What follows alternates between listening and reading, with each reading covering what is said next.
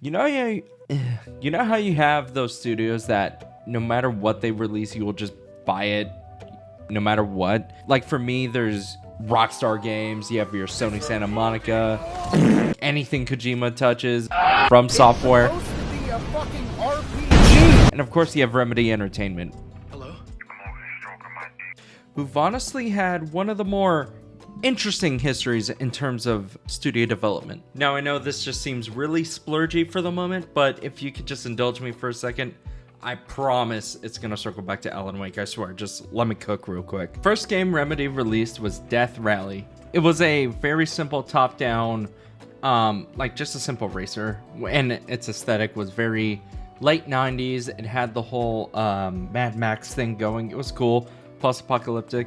In 2001, they released Max Payne, a story of an ex-New York detective as he finds out who killed his wife and daughter. And I'm gonna be honest, I did not play this game growing up. I played it much later, and oh my god, this game just oozes so much style. Its use of comic strips to tell the story and the narrative, inner monologue that Max does. Then he got me running scared. He could run, but with a bullet in his stomach like a broken bottle of Tabasco, he was quickly running out of time. He knew where his boss was, and I wanted to square things up with Jack Lupino. Gognitti would be moving fast. I don't know about angels, but it's fear that gives men wings. Of course, bullet time. The Matrix just came out. What do you want from him? The Matrix, like, it was really cool. It was really cool. And then we all kept doing it for like 10 years way too late. They made a follow-up sequel, Max Payne 2, The Fall of Max Payne. And then they did something weird. They sold the rights to the IP to Take-Two Entertainment / Rockstar. What's even cooler is that the reason they sold it is that, quite frankly, they just said they were done with the character and they didn't want to do anything else with it. Which, from an artistic standpoint, just knowing when to back off on something is so cool. Especially in a video game sense where you can milk a franchise forever and ever. But no, they chose to step back and try something else. And that they did. Also, it had Sam Lake, the main writer of the game, and now the creative director of the whole studio, making this face, that face, the whole little.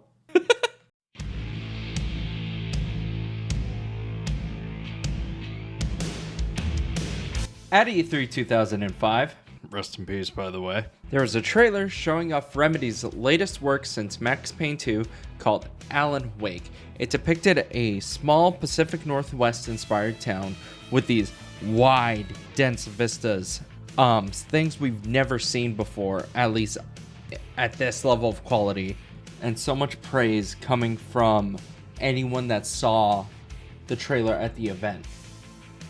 And it very much shows the bare bones of what was to come.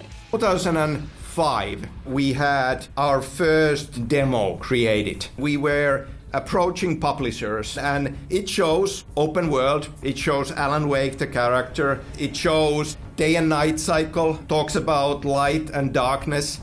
This is kind of what we showed to the publishers. This is actually something that we showed to the public at E3 without having the project signed with any publisher. There was a lot of hype going on and a lot of interest already, but the truth is, if you look at that original demo, it ends with Alan Wake desperately trying to get to a lighthouse to safety before night falls, and then as a glimpse we see these shadowy silhouettes of the enemies, and that's all you see of essentially core gameplay of an action game. It took the team at Remedy another 5 years of development time until May of 2010 for us to finally be able to play it. And this is essentially where my obsession began. In 2010, there were very few games I played at the time that gave me a full understanding of what video games could be other than just fun time wasters. For you see, the game came out when I was just 13. I was a baby, and I barely figured out how my brain worked. I was just getting into Twin Peaks at the time, X-Files, cryptid, horror, all that cool stuff. Like, all the cool, edgy stuff 13-year-olds are going to get into. And so when I heard about it, I really wanted to check it out. So I begged for nothing for my birthday. Just wait a couple weeks and then I'll get that. And then also in the weeks leading up to it, they released these YouTube videos, essentially being a prequel to the game. And you get to learn more about Alan Wake, the world of Bright Falls, all that cool stuff. And even within the game, they had these like little snippets called Night Springs, which is like the in-universe lore of done in the style of the Twilight Zone, which is amazing. Are we men dreaming of being butterflies, or butterflies that dream of being men? Such philosophical concerns are by necessity abstract. And yet, some of us can find concrete proof of the nature of our existence in Night Springs. So what exactly is this game about? Alan Wake is a successful mystery novel writer who's come down with probably some of the most harshest case of writer's block ever to exist. But while he's in this block, the festering anger and the everything, like the frustration he has with himself, is manifesting into this full negative attitude he's had, and it's causing some tension between him and his wife Alice. So in an effort to like save their marriage, they decide to take a vacation to Bright Falls, a small Americana town very much inspired by the Pacific Northwest. While there, they relax, and Alice surprises Alan with a typewriter in a writer's room. It's like, hey, you can always go up here and write. And he is livid. He's just fucking pissed. Fast forward a little bit. Everything goes wrong. Alice gets pulled into the darkness of the void. Alan wakes up with amnesia and with a bunch of manuscripts that he wrote, but he doesn't remember writing. And while you're investigating all these manuscripts, the unfinished story, you're always focused on trying to save Alice, and you have the power of light, specifically a flashlight, and good old American firepower to figure out what's happening in the town of Bright Falls and Cauldron Lake. Spoilers for the ending, by the way, so 3, 2, 1. Towards the end of the game, you learn Alan has always had this weird darkness around him, like these very bleak and sad thoughts since he was a child. And so his mom gave him what's known as a clicker. It's basically a broken light switch that his mom gave him just to calm down. And that gets manifested. He gets to use it as a weapon. Goes up to the entity, clicks it inside her heart to replace it. You also learn that the entity feeds off artists and their own self-frustration. As an example, from someone by the name of Thomas Zane, who was a film writer who has a lot of parallels to Alan, which we'll get to later.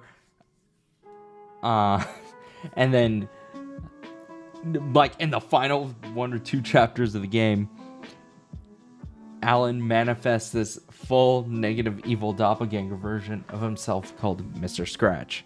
And the game ends with Alan pulling Alice out of the lake and taking her spot within the dark place. Now cut to me being a small child. I've never, ever experienced something like this at all, or at least to the point where I was able to comprehend it. Sure, I played all those games, like Metal Gear Solid, Call of Duty, but I never understood what was happening. To me, they were games. This was like the first time where I was able to understand the story and look into everything. I remember there were like some theories on YouTube where it's like, oh, if you collect every manuscript, it'll change the ending of the game. Which was a lie, pretty much, but it was still really cool. And it gave me a really deep new perspective. So I could go back and replay all the games that I mentioned, like Metal Gear Solid, God of War 1 and 2, because I don't think 3 was out yet. COD 4, World at War, and just anything else I could, since I can actually try and understand what they're saying. Now, the game was received fairly well. Everyone that played it loved it. It received like 9s on Game Informer. It was everyone liked it. There was DLCs announced. Alan Wake's American Nightmare that really went through basically what Alan was going through within the dark place. You learn more about Mr. Scratch and how he's on the outside. You learn a lot of cool extra world building stuff, but we were all really, really waiting to hear about a sequel until this small video came out. Hi, I'm Sam Lake, the creative director of Remedy. I wanted to take a moment to talk to all Alan Wake fans. That's you guys. As you might have already seen or heard from the Xbox reveal event, we are working on something new, something big, which of course means that the next big game from Remedy won't be Alan Wake 2. For a lot of you, that can come as a surprise and as a disappointment. And I wanted to give a bit of perspective to that. After the first game, we worked hard to make the sequel happen. But you know, these games are huge undertakings and many things need to fall in place. The right partners and the funding. From the creative perspective, it would be awesome if we could just create cool stuff and not worry about minor details like money. But we all know that that's not the case. When Alan Wake came out, it was not a huge hit on day one. It has been doing really well since then. It's become a cult classic, which is really nice. The Alan Wake franchise has moved more than 3 million copies since, which is a nice figure.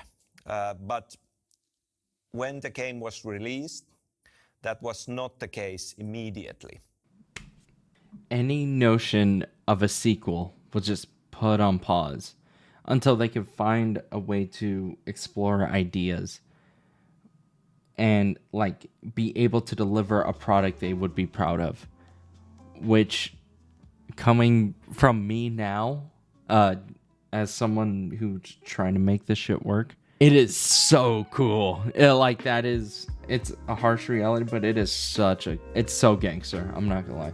But when I was a kid, it sucked. I'm like, I didn't know you could just cancel games and they wouldn't exist. Like, that's crazy to me. I lived in a sequel world. What the fuck do you want from me? So the next 2 games aren't Alan Wake specific, but I'm gonna mention these real quick and try to go through it because they leave a lot of ideas that are going to be explored even more in Alan Wake 2, and Control itself has a lot in it. So, the follow-up game to Alan Wake is a game called Quantum Break, which is really cool and ambitious. I don't know if it ages well. I remember I really enjoyed it in 2016, but here are a couple things that they did, which I don't think they can access to now because it's owned by Microsoft, but I don't know. So maybe we'll see it. I don't know. Either way, remember how I mentioned earlier that there was this theory that if you pick up all the manuscripts, it changes the ending of the game. So if you pick up a bunch of collectibles throughout the gameplay sections of Quantum Break, they had a bunch of video sections throughout, like full episodes of a show that went alongside the game, but they were different because the game deals with a lot of multiverse shit, because multiverse theory is a bitch. But everything you picked up in the game would affect the show and would constantly change whatever. Like it would change the story in drastically different ways, which is amazing. It's amazingly cool. Like I mentioned before, multiverse theory, and timelines. We'll get to that. And lastly, a really big one. One of the main baddies, I believe his name is One of the main antagonists of the game is that of Martin Hatch, who is played by the late and great Lance Riddick, and rest in peace. But one of the main things about him is that he essentially exists outside of the multiverse and is kind of like a god, and he can't really be destroyed. But just remember the whole idea of lives outside of dimensions but can still exist within a dimension. That's a big thing that we're going to see in the future. Oh, and if you beat the game in a very specific way and you have a bunch of very specific like collectibles or whatever, you get this thing.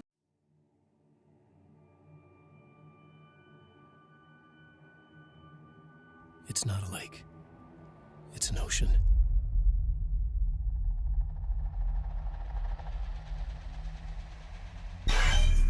He's been gone for 5 years.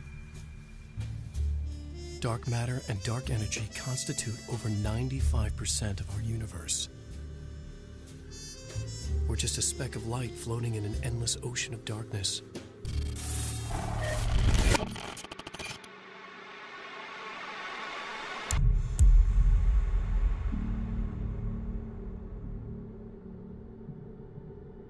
Every story finds its writer.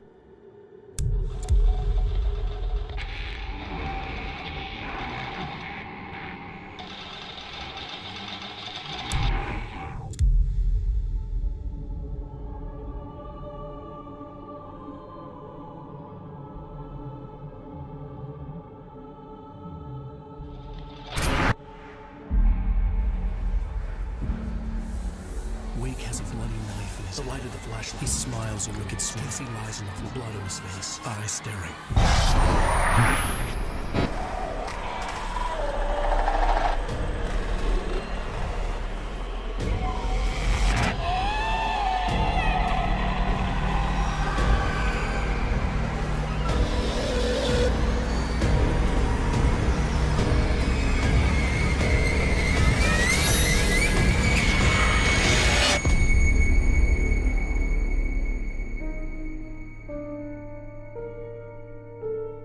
All of us have two faces.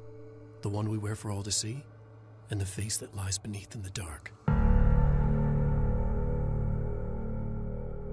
That's ever gonna happen. Understand why I've been waiting for this game for over a decade now. They keep showing me it. I want it. I wanted it for so long. Why? In 2018, a teaser dropped for their follow-up title, Control, and it is so cool.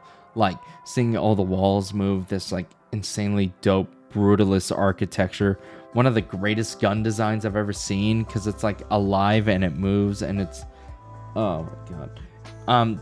So this is the point where essentially Remedy finally got a bunch of attention from anyone and everyone. The game was insane praise. It got a bunch of Game of the Year awards. Oh, very much deserved. The action sequence the entire time was cool. The art direction, the physics alone were insane, just because of how much, because she's telekinetic and you can do all this cool stuff. I can ramble on it forever, but I'm not going to, because I'm gonna go insane, because this video is already gonna be as long as it is. So I'm gonna just cut this down to a couple bits that are gonna be necessary. The main points Control establishes is that the FBC, the Federal Bureau of Control, monitors almost everything that uses phenomena to investigate and learn as much as possible. That there are also these godlike creatures that will infest people and control them in any way, shape, or form, and feed off different types of energy. Objects of power exist within this world and allow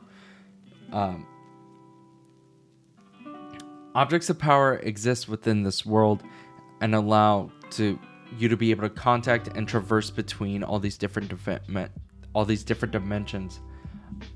Objects of power exist within this world and allow you to contact other dimensions and even traverse them, and maybe even more.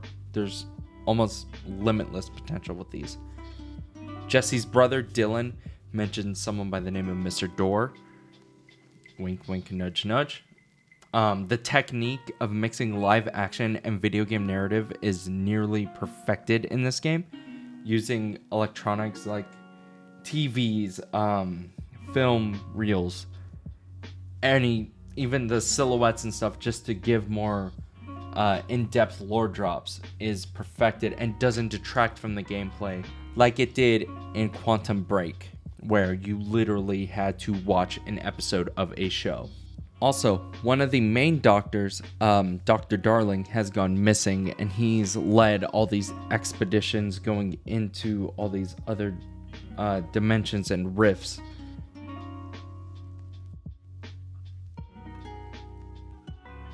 And he is going to be one of your main driving forces into understanding more, because he knows more than anyone what is happening.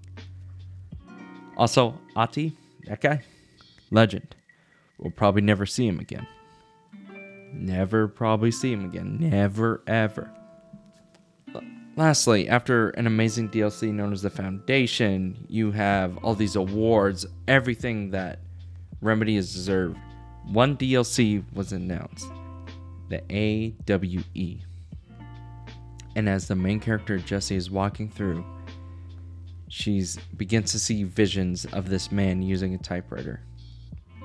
And he's back, and he is canon. We begin to learn that Alan's memory is in shambles, and that he and Thomas Zane are very much close to escaping the dark place. The dark presence that took Alan at Cauldron Lake was being investigated by someone by the name of Dr. Hartman, that dove into the lake and got taken over by the dark presence, and you fight him in the DLC, which is awesome. And at the end of the DLC, and the DLC ends with the following on a small screen: activity detected, AWE. Event in progress, Cauldron Lake.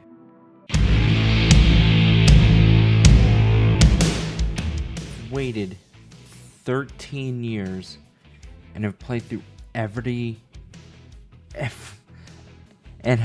through every Remedy title after the constant teasing of a sequel, and it finally came out. Good lord, it did not disappoint. Alan Wake 2 is very focused in regards to the style of story it wants to tell. Remedy was very aware that they had to reintroduce Alan Wake and the world of Bright Falls to anyone that hasn't had a chance to play the remake or even Control. So to do that, they created a character by the name of Saga Anderson and her partner Alex Casey, who kind of looks like this cop from New York. I don't know if you can tell that. To investigate a series of murders that are taking place around Cauldron Lake. With the first body they are to investigate and look at is that of Nightingale, a former FBI agent, who we also saw in the first game, by the way. While investigating the body, we're introduced to the mechanic of the Mind Place, which is like a take on the Mind Palace. You also learn through this mechanic that Saga is able to kind of get into these different characters, understand their motives, and figure out what goes through their head. That's why she's such a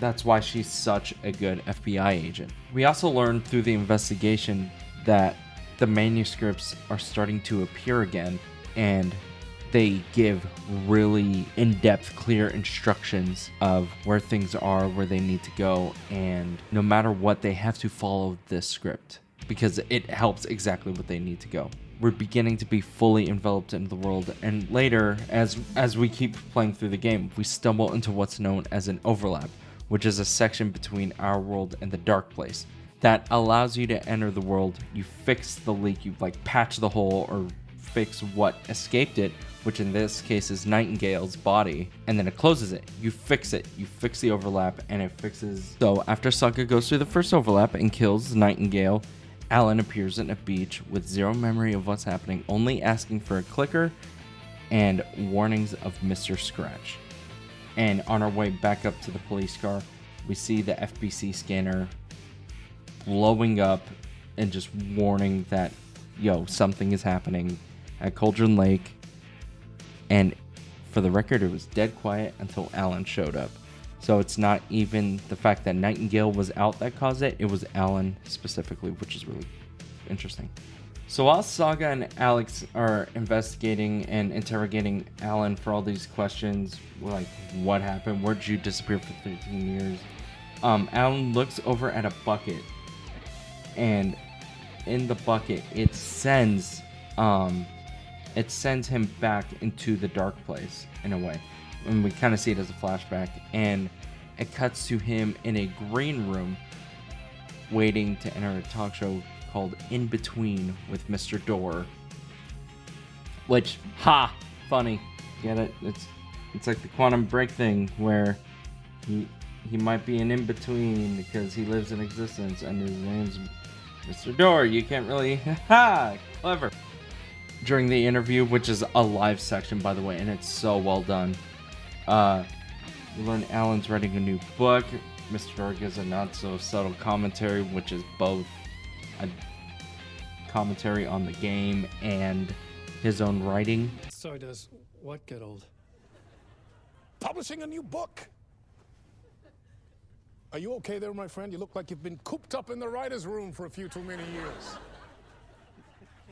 This is exactly how I feel. You know, I've waited so long to get my hands on the sequel to Departure. You left us on quite the cliffhanger. We've all been dying to know what "it's not a lake, it's an ocean" really means. You and me both. Well, our wait is over. Your new book, Initiation, hits the shelves tomorrow. What?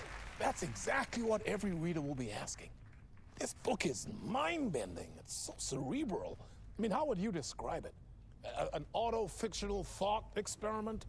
A horror story? A postmodern detective story? Wait. This isn't right.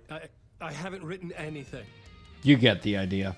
And it hints that Mr. Door knows a lot more than he decides to let on, which is very interesting. So you run away. It's like, oh no, you're about to die. But you learn as you die, Alan always ends up back in the writer's room. No matter what happens, he will end there. And even if you die mid-gameplay, it shows like a really terrifying death screen. And also it says at top, it's like, this is not how it's written.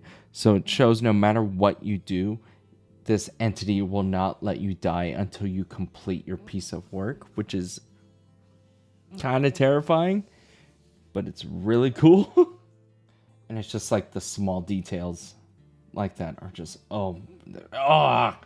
amazing. It's so cool. I was writing this script and I was making this video, right? I was recording this audio. This future Adrian. This was recorded over a couple of days, obviously. So I was about to I was going to go in, do a full synopsis, and just splurge as much as possible. But there's this video done by Gaming Henry that I'm going to link here, and you're going to see it in the video. Like, hey, it's right here. Look at it. It's really cool. And he makes so many better points than I could ever do from a narrative standpoint, because I'm just an idiot. So I'm going to just say this then. From a developer standpoint, this game is such an inspiration and a triumph from the blending of genres and all your meta commentary in its own right. The way y'all at Remedy were able to slowly blend together all your previous work with Max Payne and Alex Casey still showing off that you can still do the grimy, cool stuff, the action segments of the gunplay done from Control and Alan Wake 1, and improving it to such a great way. The way you've hinted at Mr. Door in Control, and now we actually get to meet him and know how he is. The constant push for making commentaries on not only on yourself as creators, but just the art of making art itself. an insane thing. The use of 2 characters to tell a much grander and more in-depth story while expanding on the world for both new players and old players I can't think of a game that has done it as successfully as this, because even on the final draft playthrough, which I just finished, and I'll get to a couple things that you added in a second, but even that stuff is so well done, and the way you just hint at all these things, it makes it feel so complete. And it's so cool. Oh my god. Alan's ability just to manipulate the world with his typewriting ability, and just to have it quote unquote fit his story. Like, oh no, this doesn't work. What if I use a different sticky note? And then it actually continues the flow of telling the story. Like using that as a narrative device, and it's like, oh, you're also continuing through the game, but he's continuing with the story. Oh my, that's so good. The use of photorealism to not drag away from the realistic segments of the live action segments, but not being so stale about it. Like, not doing the Call of Duty, oh, it has to be so realistic no matter what. It's like, no, this is a photorealistic, but we're going to add so much art direction and cool lighting effects to everything. It's inspirational. Oh, and dude, y'all made a freaking rock musical for no reason. Made it amazing. It's catchy, and also explain the entirety of the first game, along with intricate brain moments that Alan has, like these own self-thoughts and self-doubts that who does that? Who makes a musical to explain character lore and feelings? No one. But y'all did it, and it's so cool. It makes me jealous, if I'm being honest.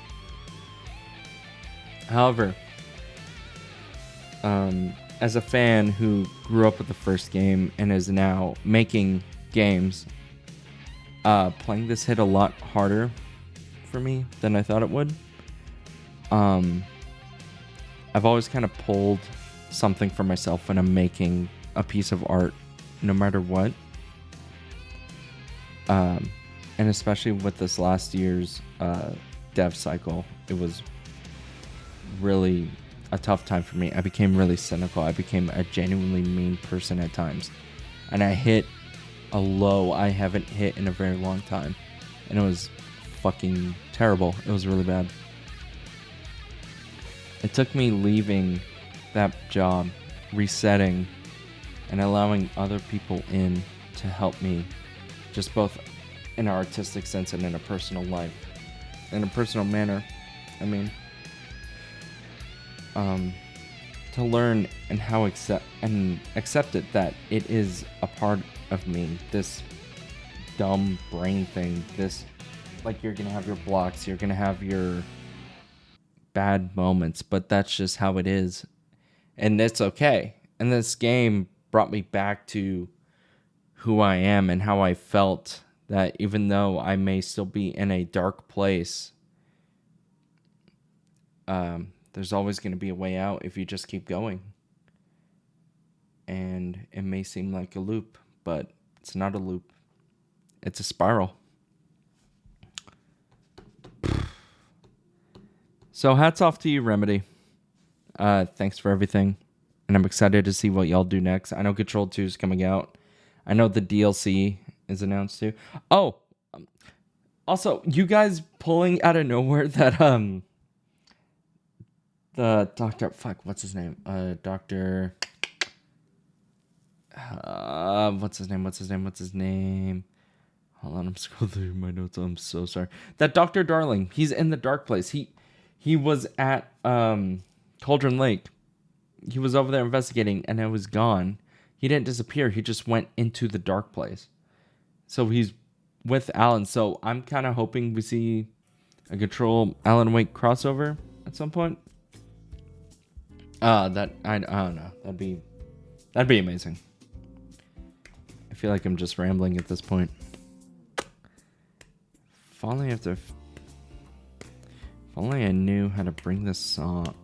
If only I knew how to bring this video to its end.